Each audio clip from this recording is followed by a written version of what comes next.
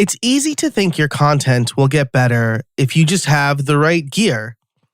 But alas, a $1,000 camera can't save you if you're not spending time on the content. That doesn't mean you can't look and sound good, though. So today I brought in Dan Bennett, who's built his business on making people look good and sounding great on camera. Spoiler alert, this almost never results in buying new gear. Instead, we talk about small tweaks you can make. Then we talk about the growing importance of videos for podcasting. Things to look out for. What you should upgrade if you can only upgrade one thing. How looking good doesn't require an expensive camera and the thing that is really more important. And the importance of storytelling and getting your reps in, because as good as you can look on camera, if you're not being compelling, no one's going to care.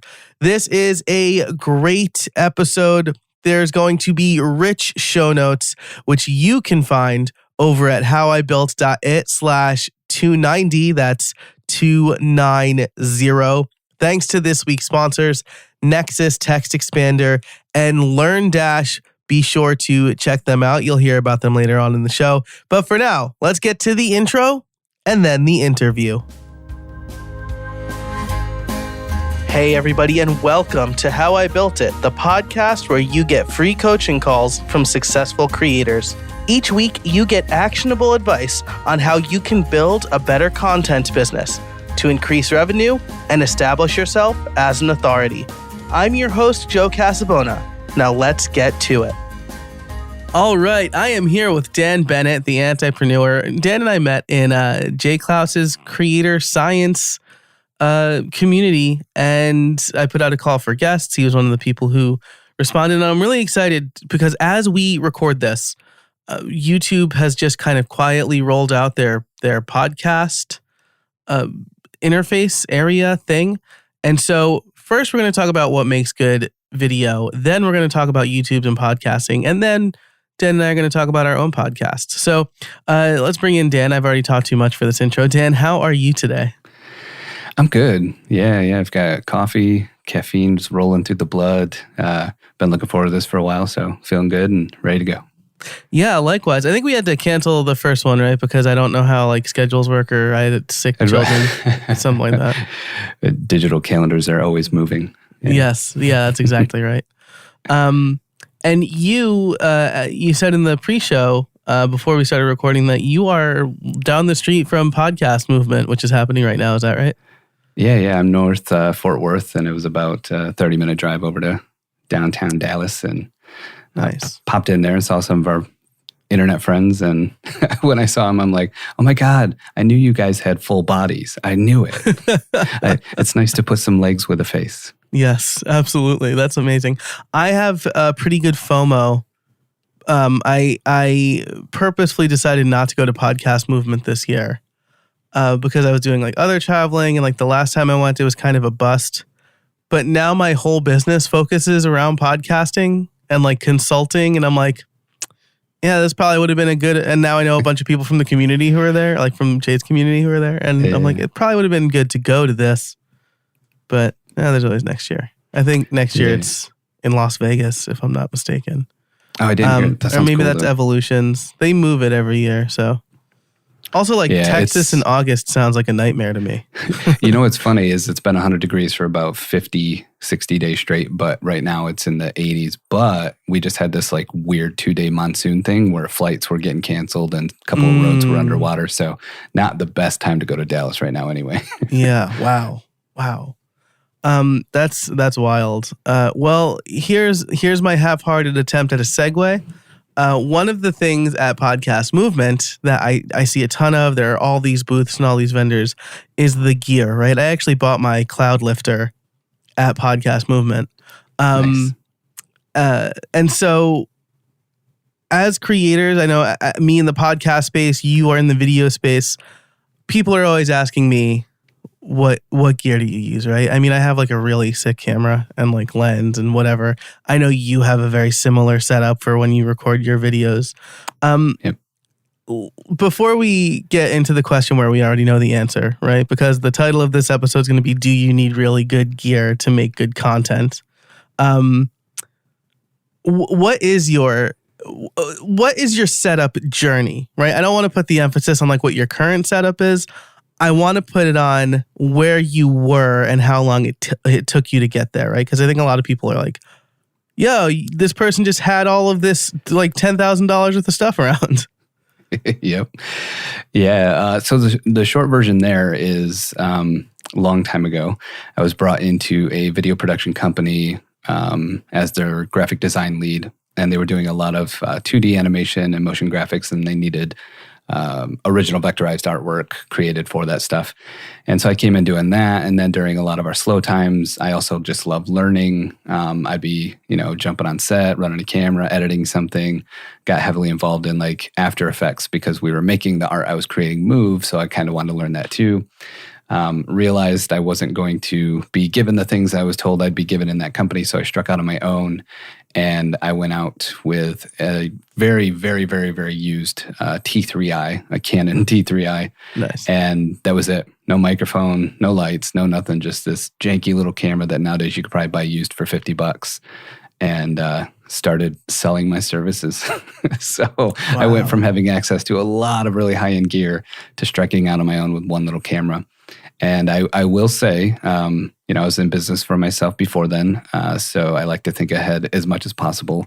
And I did secure projects. The first 3 projects I did as a freelancer with video before secured payment before the project began and rented the equipment that I used on the project. So I still showed up with really nice stuff. I just didn't own it until about my 4th project, and then I had enough to buy my own. So that was the journey. Get teased with a bunch of great equipment, start off with just a janky little camera, and then build back up to my own. Nice. That's really smart, right? Renting the equipment. I DJ'd a handful of times in high school. And I would borrow my high school's equipment for those gigs. I had like access to all that stuff, and one of the people who got me the gigs also worked at the high school, so he was like, "Yeah, just use Burks." I'm like, "Okay." Yeah.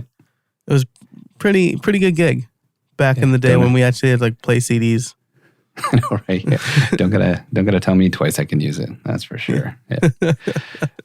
That's awesome. And so. Anyway, really smart renting because, right, like I feel like there is this emphasis on if you show up with like something janky, they're going to wonder if you're a professional. And I've been told like with a camera, like the body of the camera doesn't matter as much as the lens. Like, is that true? Yeah. If I had to upgrade, say you got like a lower end DSLR with a kit lens that came with it in the box, and I was going to upgrade something, I would upgrade the lens first for sure. Nice. The last upgrade I did, of course, I'm a video professional, so it was warranted, but the last upgrade I did include things like ridiculous autofocus and a screen that flips out so I can see myself and those sorts of things that are more tools than like, how good a camera is. But yeah, glass is definitely up there. And in my opinion, this comes from being on film sets and television sets and all that kind of stuff, is audio is king. So if you can only upgrade one thing, make it your audio. But if you're upgrading things as you go, a lens is, it's an incredible thing. And the faster it is, which, is the amount of light it can let in, the creamier that look is and the shallower the depth of field to where, the regular folk out there just like to call it, the blurred background. You can start to get some of those filmic looks that even like now the iPhone's trying to mimic digitally because everyone understands that it's desirable. So yeah, lenses are a great upgrade. Yeah. It's funny. I always get asked like what effect I have on my setup. They're like, how are you getting that blurred background so good? And I'm like, yeah, it's like a $300 lens. Doing it. I love it. I love it. Which I absolutely didn't need, but I wanted it. And I got it in like January 2020. And then I made a video about how to set it up in February 2020. And then everybody Googled how to do that in March 2020. Yeah. So like I the affiliates on that video actually paid for the gear. Nice. Which I didn't plan to do, but it worked out. Yeah, that's the thing. There's the possibilities, and you have to keep those in mind, even though you can't always plan for them, right? So like when I upgraded I use a Sony a7S III for my main rig now, and I had an a7S II before that. And everything up until now, I've always sold my previous camera and bought a new one. This time I'm like, I'm going to keep it around because I want to do some other stuff with it. And it's been a workhorse and just done so well for me for 5 years, So I turned it into my rough and tumble camera, but it's also my webcam that I'm using right now as we're talking to each other on screen. Nice. And one of the bonus side effects of that is jumping on a regular old Zoom call and having someone go, holy crap, why does this look so good? And it's like, well, I'm running a DSLR into my computer as my webcam instead of using a webcam, and it makes a difference. So you never know the impact it's going to have when you grab at least decent gear. Also, too, I'm someone who's not afraid to buy used stuff. I don't recommend it for everyone because it takes a little bit of guts to do. But there's even some great companies that rent gear and then will sell it used later and still give you a little warranty and stuff like that. So I tell people don't forget that there's used stuff out there too that can make you look really good. This episode is brought to you by Text Expander. What can you do with more hours? Repetitive typing, little mistakes, searching for answers. They're all taking precious time away from you. With Text Expander, you can take it back and focus on what matters most. In 2021, Text Expander saved me 34 typing hours. That doesn't even include the collective hours I would have spent looking for responses, links, resources, code, and anything else I type regularly. Talk about creating more efficiently. You will never need to copy-paste repetitive responses again. With Text Expander, your knowledge will always be at your fingertips with a quick search or abbreviation. Text Expander is available on all platforms, and show listeners get 20% off. Take back your time today at textexpander.com/podcast. I do the same thing with Apple products. I'll always look in the refurb store first, especially because if Apple's selling it, you still get that Apple Care. You still get it. So 100%. It's a smart move, I think, depending on the retailer. Yeah, we're giving away all our secrets, man. I know. Stop listening. We'll edit this part out. Now, you mentioned that audio is king, right? I've heard similar studies, or I've heard similar things, right? If your audio quality is below a certain level, your credibility takes a hit, and there's studies that kind of show that. Yeah. So I think I agree with you. So again, with the mic, I assume with your cameras and your video gear, you're not using the built-in. Is there any good built-in camera microphone? No, it's so funny. I have a couple videos, including the one I'm editing today, before and after this chat we're having, where I say, I don't care what mic you use. Please just don't use the onboard mic that's built into either your phone or camera, because those engineers were paid to do one thing, and that's create an incredible image. They were not paid to make the internal microphone great. And it's not a no-go, but I even try and stay away from using onboard shotgun mics that plug into your camera so the track is still on that clip that you pull off your SD card. I always beg people, I know it's extra work, but please capture your audio separately because I believe in it that much. And you're totally right. It's at a certain level. I can't tell you where that level's at, but you know it when you hear it. And you do lose some credibility. And the unfortunate part about it is that it's oftentimes subconscious. People are used to incredible content. They go to YouTube, they see incredible content. They're streaming Hulu and Netflix and on Disney, and it's incredible content. They're seeing independent pieces of film and video, and they're fantastic.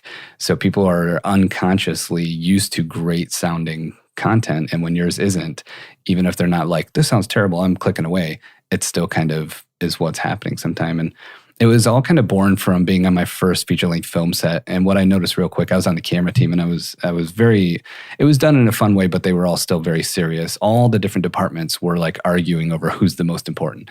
Well, if the lighting is crap, it doesn't matter how good your camera is. Yeah, but if this camera was crap, you could light it perfectly and it doesn't matter. Oh, yeah, well, the audio, if you didn't have that, you got no movie. Oh, yeah, well, and it just went on and on and on. And at the end of that 2 months, I ended up concluding myself that the audio department was the most important, even though that's not the department I was in, just because of how much I learned on set and how like critical it is to, especially in a feature-length film that's longer, have consistent audio all the way through so it's not distracting and you can kind of get lulled into that story. So yeah, I'm an advocate for audio for sure. Yeah, I love it. And it's really like there could be a lot of details in audio. Like I watched like the little Lucasfilm documentary that came out on May the 4th about the soundstage at Lucasfilm, and they're like playing clips with no sound or like showing like the Foley stage or whatever, and it's just like it's with bad mixing, it feels different. It's such an incredible thing. My partner Jax, she's a chef, and I don't know what that has to do with this, but a huge fan of Shark Week, like has been her whole life. And we're sitting around, this was 2 years ago now, we're sitting around watching a Shark Week episode.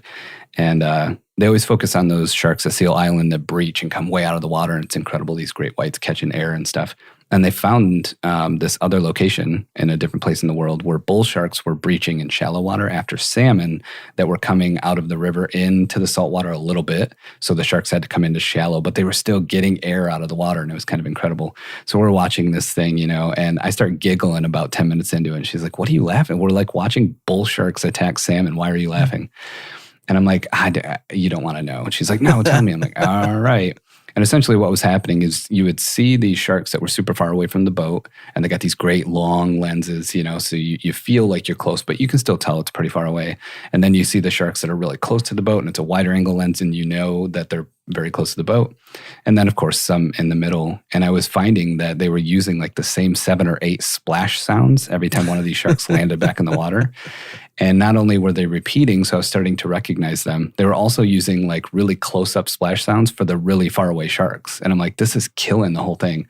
And so I told her, and then 5 minutes later, she's like, "I hate you. I can't even watch the rest of this now." Yep, and that's how much of a difference it can make, Yeah. So, yeah. And honestly, like even, I suspect probably, I mean, maybe it's just because we're kind of in adjacent fields, right? But like, yeah. I feel like even if someone doesn't articulate that they're real, like they realize it's happening, somewhere in their brain, they're like, something's weird here. Like uncanny valley kind of thing. Like something doesn't feel right. Yeah. So. Yeah. A lot of times it's like when people describe music and they're like, "I don't know, it's just not for me." They're not saying it's bad or the artist sucks. There's just something there. And I see it happen with content all the time, where we can actually show, I won't get too nerdy here, but we can actually show with some of my clients their retention lasting longer after we've drop shipped in a mic and taught them how to use it. And they're making their videos with better audio now because people are sticking around. And I'm like, you're not, better because you were presenting well last week too. But now I feel like I'm in the room with you and I can trust you more. And that's just how audio goes. So it's kind of crazy. Yeah. Yeah. Awesome. That's the last thing I'll say on that is, there's, Eminem has a new song out for the Elvis movie. I think I can't remember if it's called The King and I or something like that, but, CeeLo Green does the hook on it. And his vocals are so weak. It's like the first thing I noticed. And I'm just like, I don't know if I could listen to this song now. Like his vocals are so weak. It almost sounds like he's like behind a different pane of glass.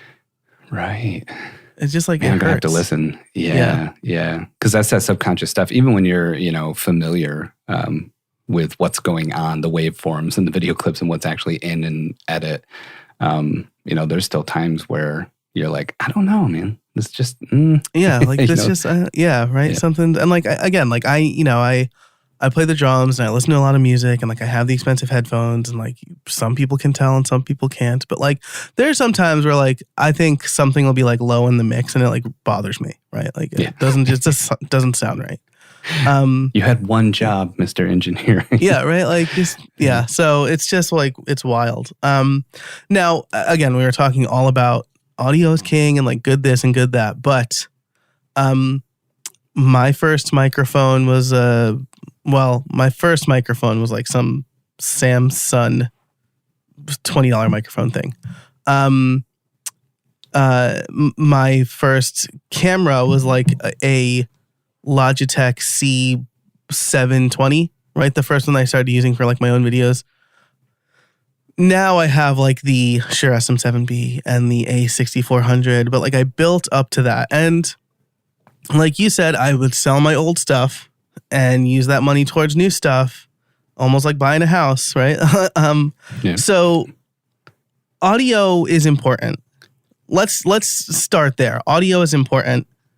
You don't need a $400 microphone though. Like, right? What would you say you could get away with?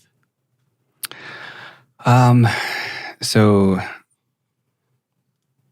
money-wise, I would say $35, $40 is where we're starting. So go cash in, that giant garbage bag full of pop bottles that's in the garage you've been ignoring or whatever. Not to say $40 is zero, but it's doable if you really want to sound good. Right. And the caveat to this most of the time is proximity. So I have a lot of people who are clients of mine, want to look and sound great on video. We're working on this stuff. They got a budget, so we're on the lower end of audio, but you can still capture great audio. That means the mic's got to be close to your mouth. So here we are. And if you don't mind something being a little bit in your shot, we got a lot to work with. So I actually have some videos on my channel where I was sponsored by microphone companies to talk about their cheaper mics. Fine is one of them. And there's some really cool, small microphones that are USB driven. So you just plug them into your computer and go.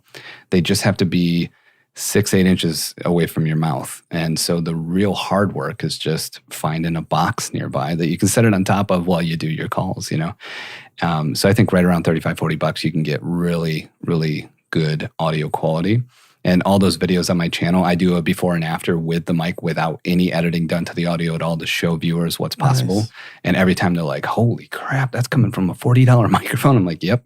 Now, again, it's set up right and it's close to my mouth and those things matter. But I think you can get in the game for about $40, and then you'll find that you're blowing away like 3/4 of the other videos out there just because they don't have that knowledge. Yeah, because they're like, care. They're using their iPhone mic or whatever. Yep. And I agree wholeheartedly. I do LinkedIn Learning courses, and they don't send me anything, but like they do send a kit if people need it, and it's just like it's a cheap headset. And then they just tell you to do the 4-finger test, right? So you do 4 fingers, and then you line up the mic at your pinky, and then you just fix the mic there. And that's good mic technique, right? It has a windscreen on it, right? So that the plosives are not like whatever. And that gets you most of the way there, right? Just like I tell people, like environment is more important than the microphone, 100%. Right? So like, if you're recording in like a bathroom stall, like it doesn't matter how good your microphone is, right? So true. Yeah. Oh man. Yeah. I'm glad you brought that up because it does matter. And that's where, upfront with a lot of people that are maybe thinking about working with me, I'm like, hey, just so you know, I'm not trying to turn you into a videographer. I'm really just trying to give you a tool as an entrepreneur to do a better job. And then if we do work together and we get a little further along, I'm like, you remember what I said in the beginning? I'm going to kind of take some of that back. And I'm going to teach you some very simple filmmaking things that'll make things easier on you. And one of those is your environment. Not only treating it or where things are, or maybe even moving furniture into the room to kill some of the reverb. You don't have to memorize all these things, but we'll probably work together once to get your room as tight as possible. And a lot of it does come to just paying attention and knowing what's going on, So before I moved to Texas, I was in a very small room, carpet, lots of furniture, a really dead sound, especially for a room that was not treated. And I had just a Blue Yeti, and it did really well for me. Condenser microphone picks up a lot of the nuance in your voice and chest, and it did really well. And then when I moved, now I have 9-foot ceilings and all this space, and I really had to take that into consideration. So even though the Yeti is like, it's a good microphone, it does what it does, I switched to a Samson Q9U, which essentially is the same price, and you can get them both at Best Buy or Amazon or whatever, so it's kind of cool. They're both coming in around $150 now. But this is dynamic, and it's a lot more directional, so you're not hearing like the fridge running or the sound bouncing so much off the walls like the other microphone. And that's just me knowing my environment. Both mics cost $150. Which one you use has a huge effect on what you sound like when you're done. This episode is brought to you by Store Builder from Nexus. When it comes to setting up an e-commerce site, you have a choice between easy but limited or a limitless platform that you need to manage yourself. Until now. Store Builder is e-commerce made easy for everybody. It saves you time and delivers a storefront that lets you get to selling. As someone who set up multiple e-commerce sites, I can tell you that Store Builder has been a much easier experience than anything else. Answer a few questions, add your content, and sell. Store Builder was created and is supported by e-commerce experts at Nexus. Get the speed, security, and support you need when you need it. Are you ready to launch your perfect online store? Head over to howibuilt.it/storebuilder for a special offer. That's howibuilt.it/storebuilder. People in the podcast space will like dump on the Blue Yeti. Like they'll be like, the Blue Yeti sucks, that's bad. And I'm like, it's not bad. Yeah. Most people just don't know. Like most people don't know that there are two knobs on the back of it, right? And so like the first thing I do when I see like one of my guests has a Blue Yeti, and if they sound like echoey or whatever, I'm like, look at the two knobs on the back. Is the knob turned to the heart, right? The heart pattern. And is the gain turned down? Yeah. And they're like, I didn't even know these were here. And I'm like, most people don't, like, because there's no manual and there's no whatever, and people just like plug it in and start using it, and it's like a lot of white noise or whatever. Yeah, dude. Oh my God, I'm smiling so big because I'm so with you. Like one of the biggest videos on my channel is like the best mic for Zoom, and it's a Blue Yeti, and there's a whole section in it that talks about like the cardioid pattern and like how to use this thing, because I know so many people either don't get that information or just kind of skip over it. And it matters, right? And then again, pulling from my like, previous musician background, my arm that holds my mic on my desk, like a lot of people have, actually has stage equipment pieced into it. You can't tell by looking at it, but it's got like an extension arm and a slider, that you would use on like a vocal mic on a stage or something like that. Nice. So I actually run, when I had a Blue Yeti, or now even with this microphone, I run completely horizontally across my desk in front of me. So instead of it needing to stick straight up and be half in my face, it's sideways doing the exact same job. And then I'm just, moving my arm up and down. And that's, again, my environment, because I'm up against the wall where my desk is. So I can't put anything on the other side of my desk pointing at me. And I know my environment, so I got to bring it from the side, swing it over, and that's how I get my best sound. So like, it's important to study a little bit, work with a pro, or, do some digging and really pay attention to your environment, because there's a lot of times where I help people with what they already have and they're not buying anything. And an hour later, they're like, I can't believe I look and sound like this with the stuff I already had. And it's like, I know, right? That's the fun of it. Yeah. Yeah, absolutely. And like the same, my mic is on the Rode boom arm PS1 or whatever, PSA1 maybe.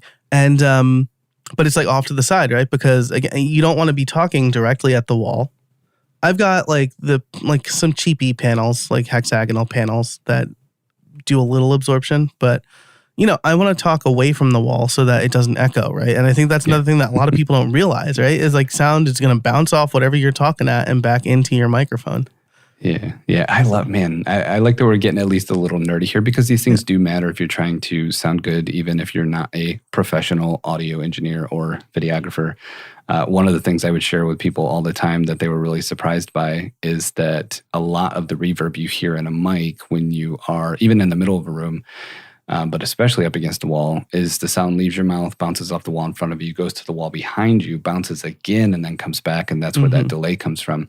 And so if there's anything you can do behind you that doesn't mess up your background, but can kill some of that sound, you'll notice a difference instantly. And I've had so many people just move a bookshelf or bring a larger plant in or something, and they're like, oh my gosh, I can't believe how much better it is. And it's like, rugs. I have a hard floor here in this house, so I got a huge area rug, and then everything I can do naturally to try and knock the sound down a little bit in this big space, I try and do. So yeah, for sure. Important. Yeah. A bookshelf is like, I remember when I learned that, I'm like, that's amazing, right? Because it's not just like the distance or whatever. Like, it just can't be like a flat hard surface, right? Because the sound's going to bounce off that. But bookshelf, the sound like bounces around the books and the shelves and there's like deflected. It's really interesting. I'll link to a video I made about like deflection and diffusion. Fun. In the show notes, which you'll be able to find over at howibuilt.it/290. Now, you're a video guy. I think one of the other things that people underestimate the importance of, especially if they're using a webcam, is lighting. Can you talk a little bit about that? Because that's not something I really realized until I got good lighting. Yeah, for sure. The warning with lighting is that it, out of all the components of filmmaking, I think it's the most vast universe. It's the simplest concept. We need to be able to see you to focus on you, but it's so vast. I think it's even more vast than editing and the final composition of a piece of film or video or whatever. But like my go-to is these are all just my opinions, but my go-to is the top two things in lighting. One is white light. Now, there's different reasons for different color lights all the time, but something a lot of people don't know until I tell them is that the sun's actually white. It's not yellow. And right around that 5,500 Kelvin is white light, and that's what the sun's actually putting off.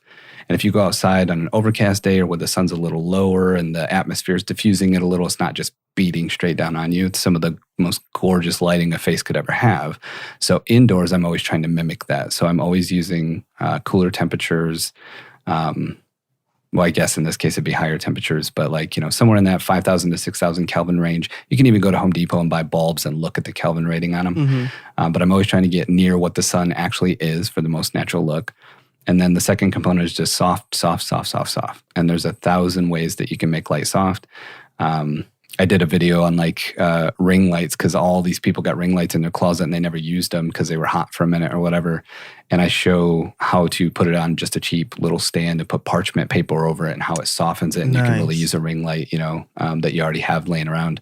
And so many people DM me like, oh, you've given my ring light new life because it was just sitting on a shelf or whatever. Like shower curtains that are white, sheets. There's so many ways that you can, soften or diffuse light. And nowadays, all the lighting companies get that a lot of us are creating at home, and we want to look and feel professional as we do so. So a lot of the LED panels, like I use all the time, have soft boxes you can buy separate and put over top of them that soften up that light.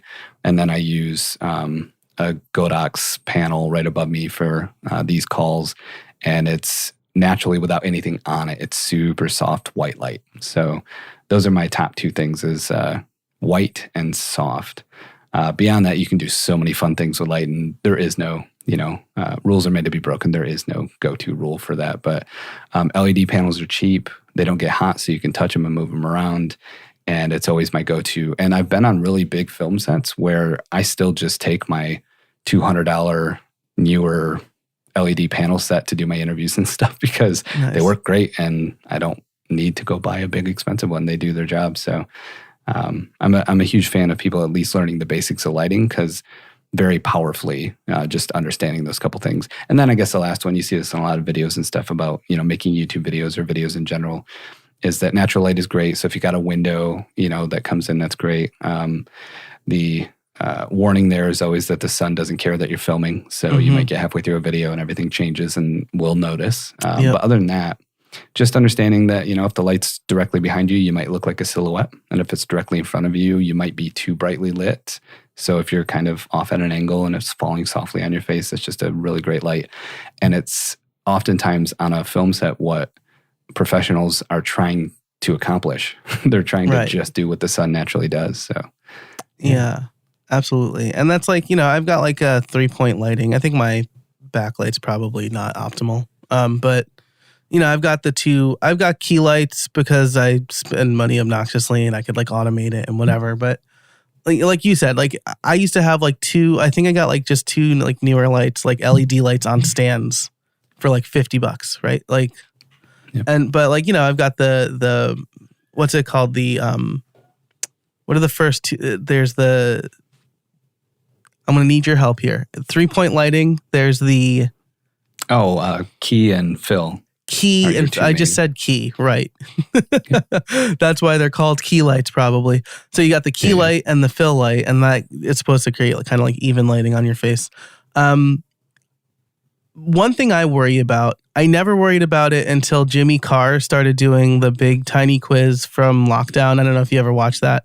I didn't. I'll have to So check it out. for British folks or people who consume British TV on YouTube, one of my favorite things to watch is the Big Fat Quiz of the Year. At the end of the year, Jimmy Carr hosts it, and it's like British celebrities usually taking a quiz about events that happen throughout the year.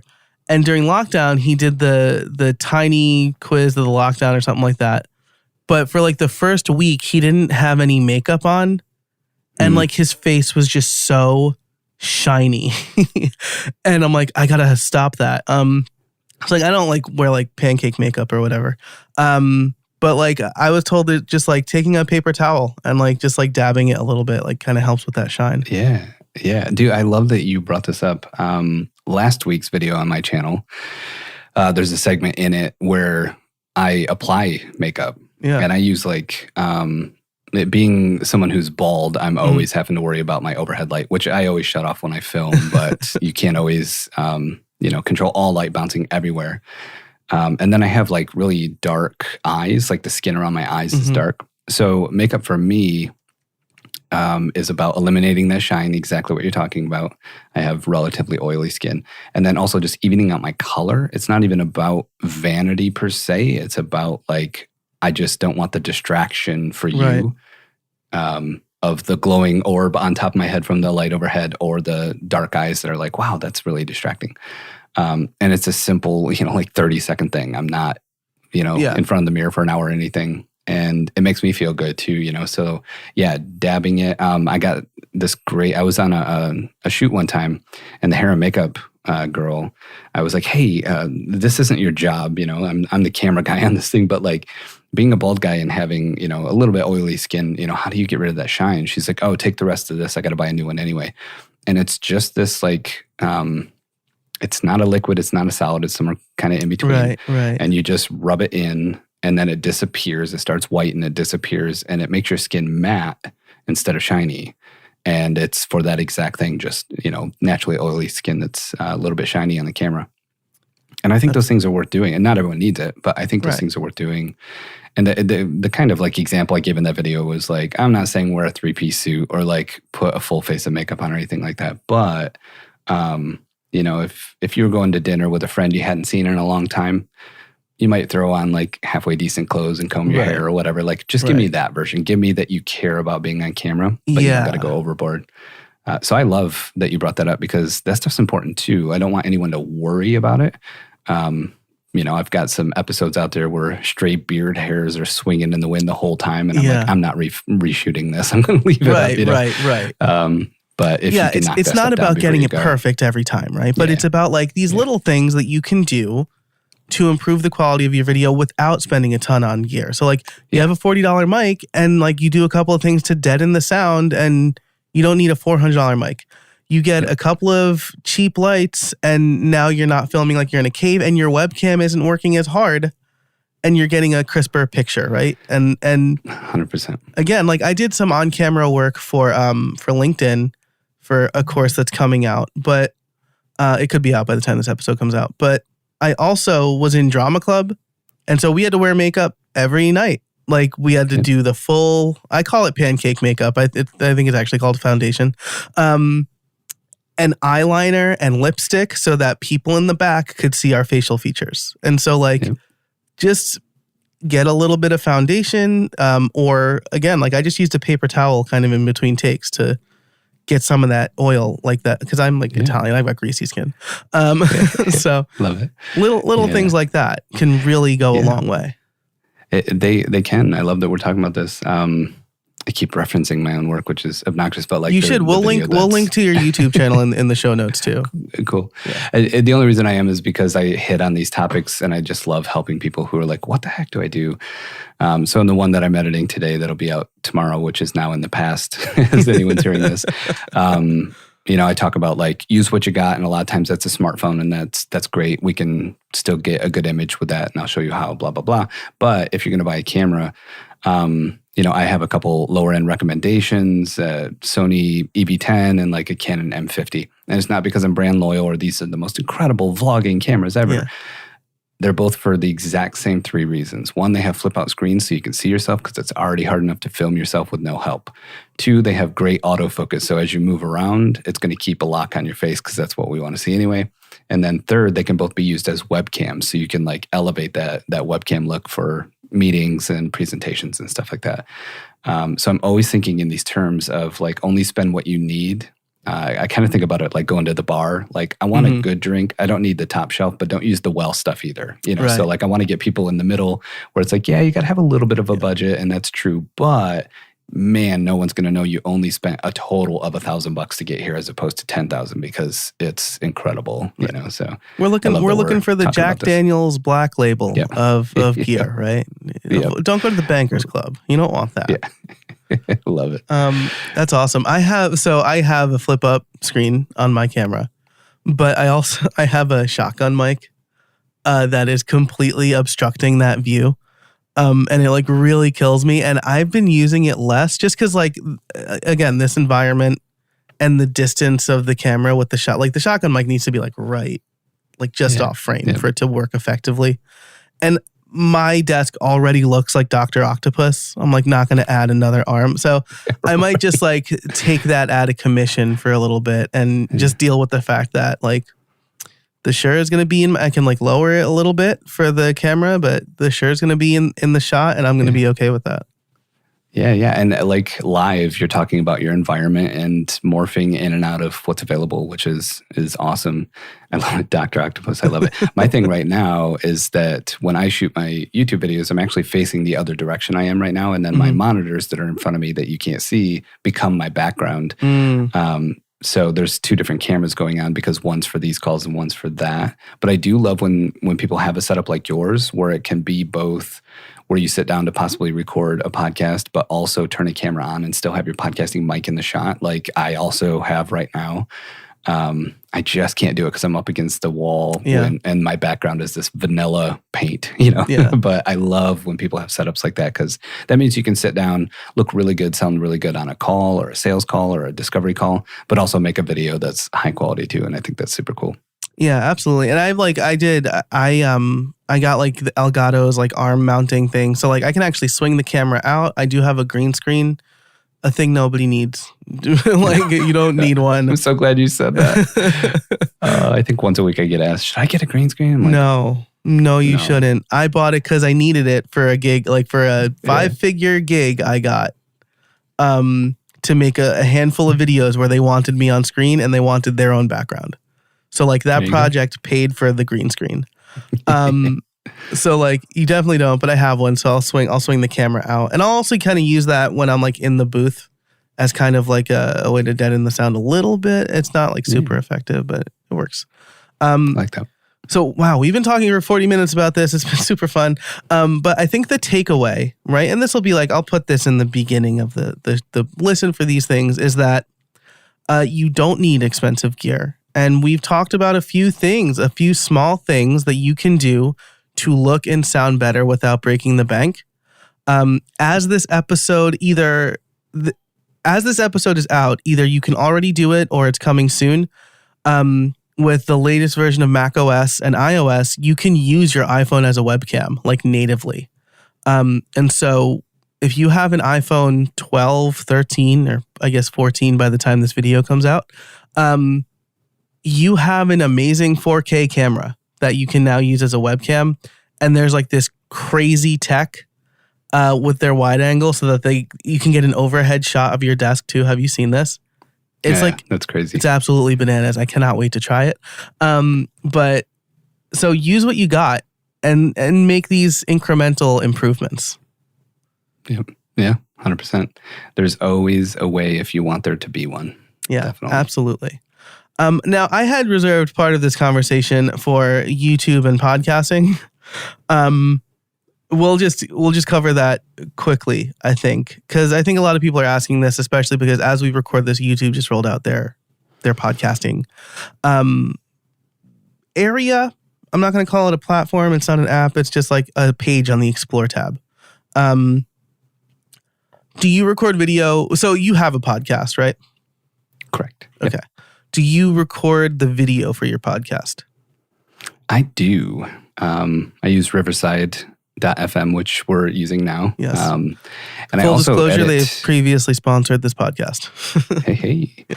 Hey, Riverside, if you're listening, you can sponsor me next. Hey.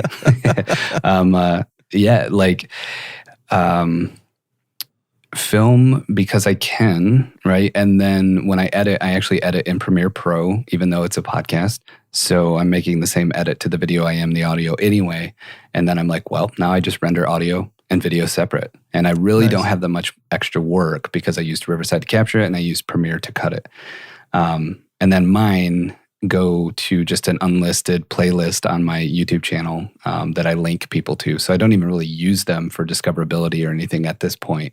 But that's why this conversation intrigues me because I'm like, man, maybe there's some shifting in my future because we're already filming the show anyway. Yeah, absolutely. And I'll add here, right, that the recommendation is on your channel, have a playlist with the exact name of your podcast. Now, people who are listening to this now, hopefully you've already consumed this same content through my other podcast or through my YouTube channel because I put it in both places. But if you haven't done this yet, playlist with the exact name of your podcast and every episode in the order YouTube says in the order in which you want them consumed. So if it's like a serial podcast, right, then you probably want them in reverse or in chronological order from the date they came out. If it's episodic, reverse chronological order, starting with the day they came out. So, and they make it very clear that it should be all of the episodes of your show. Don't break it into seasons. Don't include clips. Google knows if you have a podcast. They just know. Like, you don't have to submit it anywhere. They just know. And so I suspect they're doing some check against like names for their podcast engine or whatever. And then for the description of the playlist, I made mine the description of the podcast itself. Dan, I think where you have a leg up is, right, you're recording these videos anyway, right? So a lot of people are correct, or myself included, especially because I was podcasting in like 2016, recording quality video. Yeah. Even just a few years ago was like a complete nightmare. Like getting the good audio was a nightmare. Getting good video was like impossible. For sure. But a lot of people are probably like, crap, what do I do? You mentioned that you edit in Premiere. Do you have any Adobe products scare me? Always have. You did say Premiere, right? Or did you say something else? Yeah. Okay, yep. Cool. I use ScreenFlow because I do mostly screencasts and I'm most comfortable with that, even though it chokes on 4K video. It doesn't really on my Mac Studio anymore, but like anything older than that, it would like just bomb with 4K video. Do you have any tips for like maybe quickly creating a video when you just have the audio assets, adding visuals, stuff like that? I don't know if I've actually ever done that for myself or anyone else. If someone threw me an audio clip that was a couple minutes long and said, do something, I would probably try and get really creative with B-roll. Okay. And, there's some stuff out there for free. There's a couple YouTube channels where you can get usable stock footage. And then like, I believe Unsplash is known for photography, but they got a video section. So you can get your hands on some stuff for free. I do video professionally, so I have catalogs that I subscribe to and have thousands and thousands of stock, pieces of footage at my disposal. And I use it all the time in my videos for fun little storytelling things. So that's probably where I would start. I'm also proficient in motion graphics, so I'd probably do some, fun just typography and just real simple things to drive home the points. Less is more a lot of times with animation and stuff like that. Yeah. And then, good old Ken Burns effect, like just some great stock photography that slowly moves, zooms in or zooms out slowly and shows something incredible that really drives home the point of the story or something. So that's probably where I would go, is just my old school filmmaking, nice talents. I'd go dig them out of the closet and be like, all right, how do we make this interesting? Yeah. Nice. And the interesting bit is important, right? Until YouTube releases like their own podcasting app where like it's legit just audio. If you do want to like please the YouTube algorithm, you probably do want a slightly engaging video. Now, I will say, I think I gave you these stats before we started recording, but as we record this, Edison Research did a super listeners study, which is people who listen to podcasts for at least 5 hours a week, or 5 hours of podcasts a week. And 55% of them use YouTube for at least some of their podcast consumption. So podcast at this point is already YouTube at this point is already becoming a formidable podcasting platform. Yeah, that's so fun to think about. Yeah, we were talking off recording that the quote unquote watchership, I guess, as opposed to listenership to my podcast that's filmed, are people who do not listen to it. They watch on YouTube on purpose because it's their preferred thing.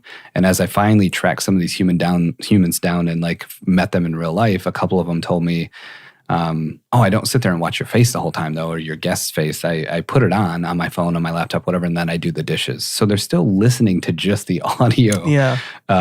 But they prefer to do it through YouTube. Maybe they pay for the monthly YouTube so they don't have ads, or maybe they just like that app. But it's interesting to know that that's happening. And obviously, anytime you see a shift from one of the big dogs, you know that something a lot more than what we know is going on behind the scenes. So we should probably pay attention.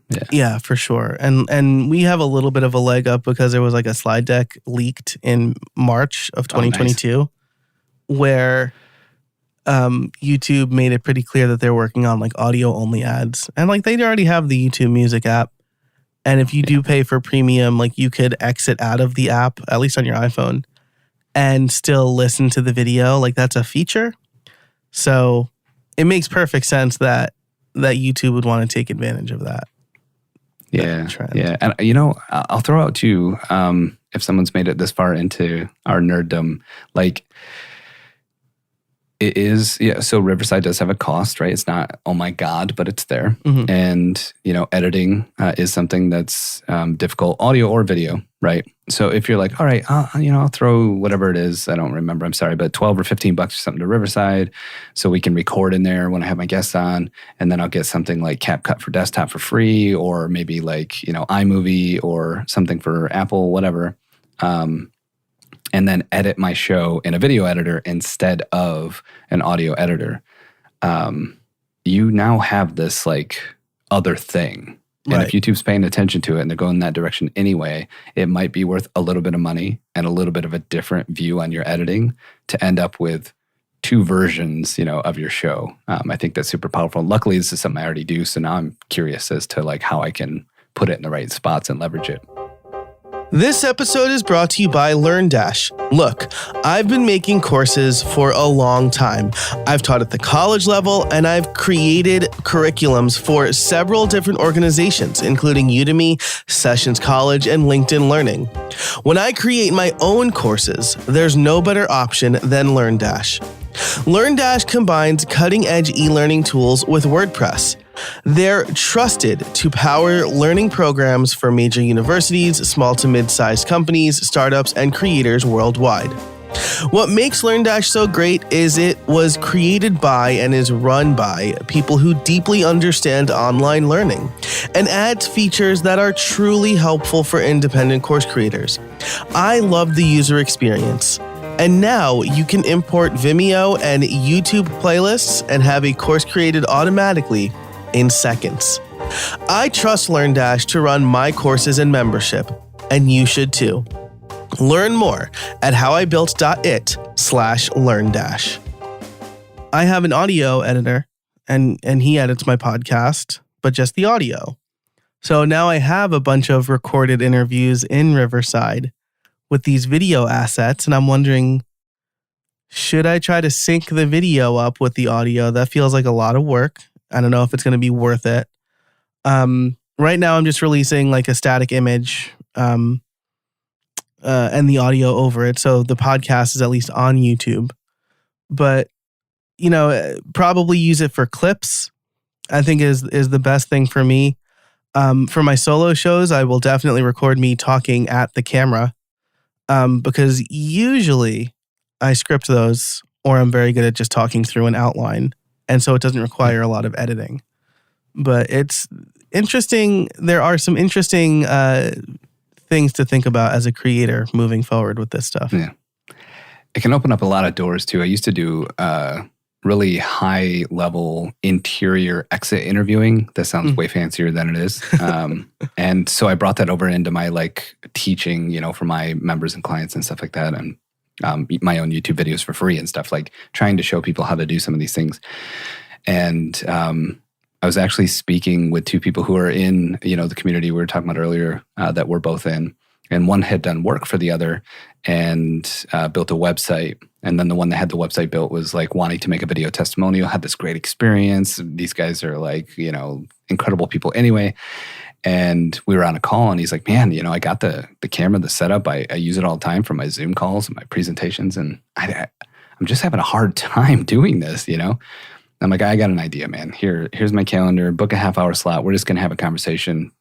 Just trust me. And he's like, all right, So I set it up in Riverside, had him in, and was like, hey, so you worked with this guy and it was cool, man. Like, what made it cool? Like, I know, pricing matters and all that kind of stuff, but like, was it that it made you feel comfortable or you knew you're heading in the right direction? Like, what made it cool? And then we just had a 15-minute conversation, and then I chopped it all up and gave it to those guys, and they both were like, oh my God, this is one of the most incredible video testimonials ever, because it was conversational and natural. Right. It wasn't, I loved him because he was fast, and, and it worked so well. And I used the same exact process I do on my podcast to make that. So like, it opens up these doors where other cool things can happen too, just because you're used to filming and cutting up your own video and audio. So if you're up for the challenge, I say start learning those things because they're helpful.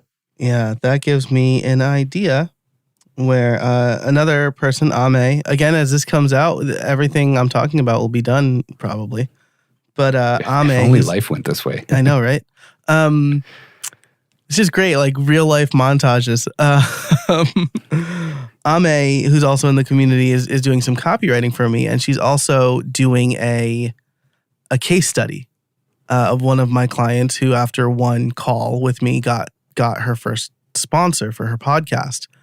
And now I'm like, I'm going to send her my own Riverside link where she can be the host, and I'll just tell her to record, and then we'll create some cool video asset from it. That's amazing. What a great idea.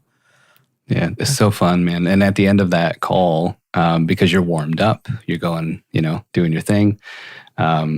He was like, so basically what I've been saying this whole time is if you want a great website done in Webflow and you want it done at a great price and you want someone who's actually going to like communicate well with you throughout the whole process and do it in a way where you're like, well, that was easy. Man, this is who you want to work with. So I took that clip and put it at the very beginning, and that was the kickoff to the video. And it's just like, awesome. These fun little, beautiful moments that you can capture. And again, if someone hasn't used Riverside, it records the audio and video separately on your side and mine.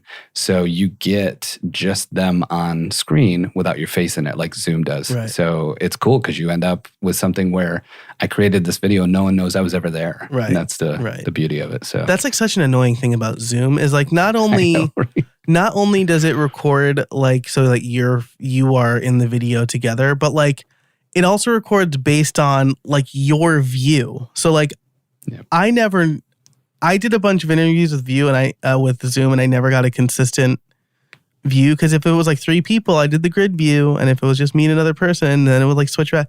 Terrible. And I know Zoom is not for it. Like I know this is not a knock on Zoom.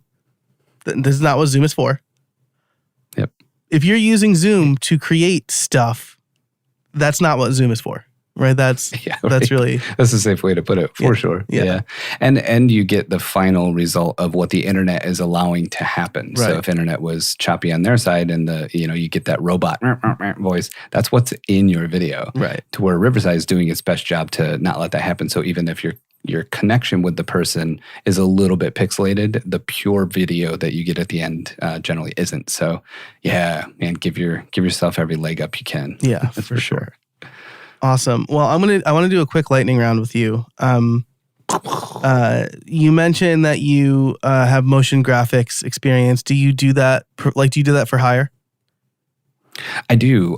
Generally, it ends up being part of something that I'm already doing.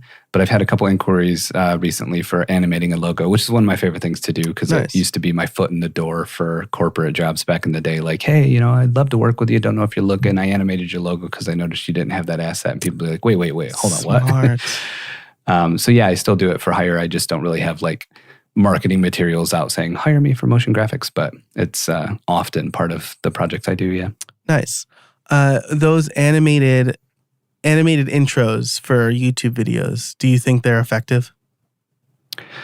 I think they're effective for me. So this is just from my lens as a viewer. I think they're effective for me once you're kind of established as someone I want to be seeing on the regular. Because then it's kind of like, a Netflix show. Like I'm watching a show I like. I love this little intro, whatever. Yeah. Or skip the intro because the button's there. Right. So I think they're effective for creativity. But if you're newer, smaller channel, even myself, I only have, just over 2,000 subscribers on YouTube.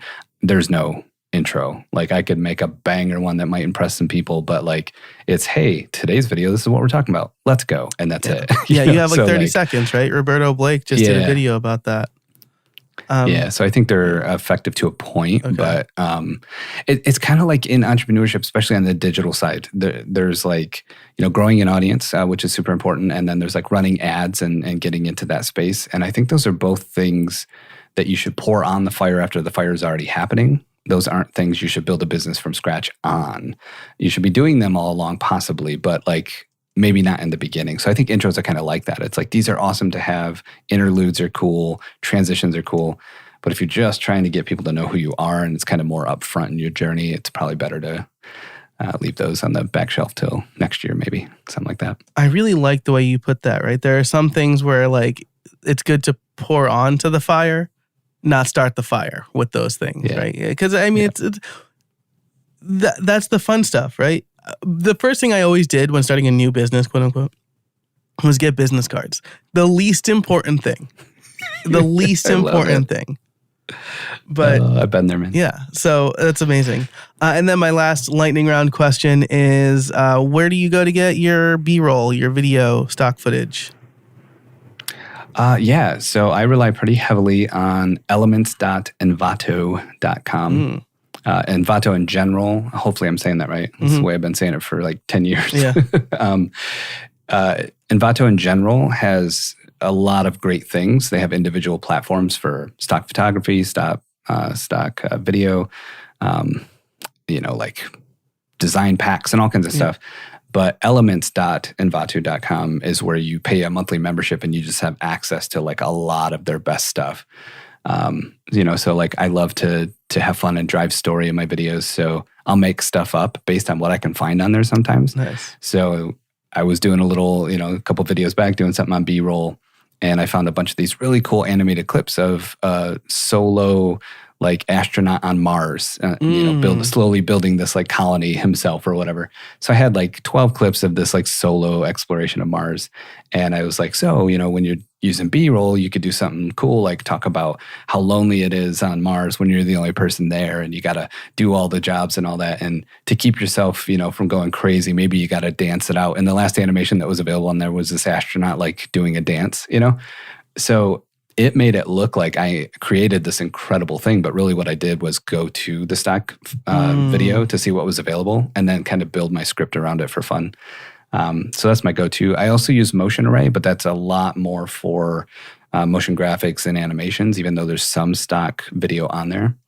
And then again, for free, Unsplash has a video section. I do hit that sometimes for very basic things like waves on a beach or a sunset or time lapse of the stars at night. You can find a lot of kind of basic type stuff there for free. So those are my 3 go-tos. Nice. That's smart. Your approach. When I do scripts, I usually like write out what I want to put on the screen first. And then I'm like, now I got to find B-roll that all matches. 100%. Yeah. Man. Like, a sequence I was doing the last thing I was touching right before we got on this call was me saying, even though you should use what you have, I do recommend getting, decent lights, decent mic, decent camera. And for the cameras and mics, I could go to the company websites and get those videos and just show little clips that they created because they're made for that.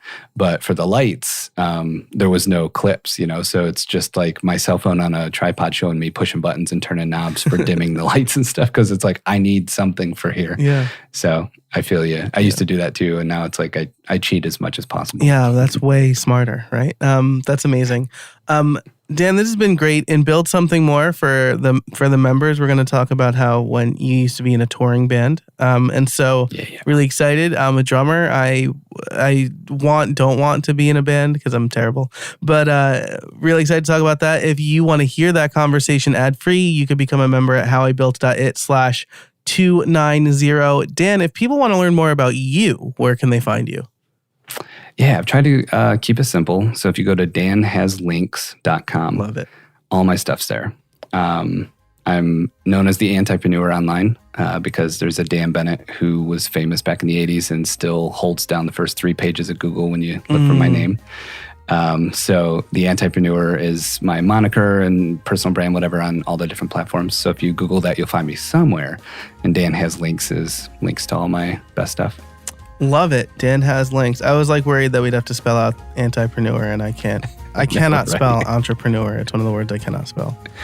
I feel you. On the first try. So that's awesome. danhaslinks.com. I'll link all of that in the show notes over at howibuilt.it/290. Dan, thanks so much for spending some time with us today. I really appreciate it. Yeah, thank you. This was fun. I don't get to nerd out often, so I had a good time. Awesome. And thank you for listening. Thanks to Nexus, TextExpander, and LearnDash for sponsoring. I really appreciate them and you and everybody. I love this podcast. And until next time, get out there and build something.